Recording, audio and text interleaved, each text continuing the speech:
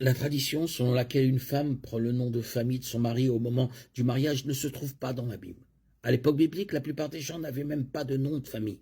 Les femmes étaient souvent identifiées par le lieu où elles vivaient, par exemple Marie-Madeleine, Luc 8:2, par leur enfant, par exemple Marie, mère de Jacques et de Joseph, Matthieu 27:56, ou par leur mari, par exemple Marie, femme de Clopas, Jean 19:25. Certaines femmes qui changent légalement de nom de famille après le mariage suivent simplement des conventions culturelles. Beaucoup d'autres, cependant, choisissent consciemment d'illustrer quelques principes bibliques, à savoir la primauté de l'homme et le fait que le mariage est l'union de deux personnes en une seule chair.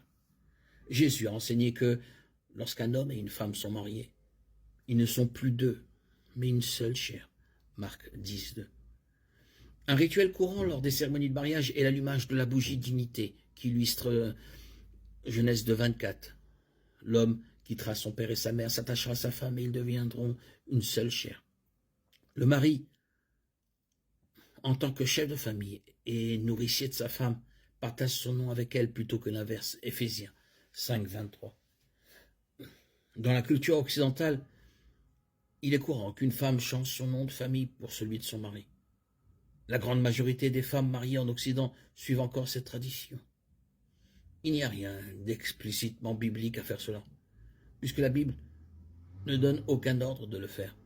Ainsi, il n'y a rien d'explicitement anti-biblique à ce qu'une femme garde son nom de jeune fille ou opte pour un nom hybride avec trait d'union.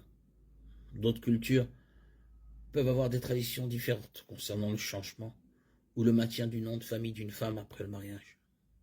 Là encore, comme la Bible n'aborde pas spécifiquement la question, la décision doit être prise en fonction de la prière, de considérations culturelles et des souhaits du mari et de la femme.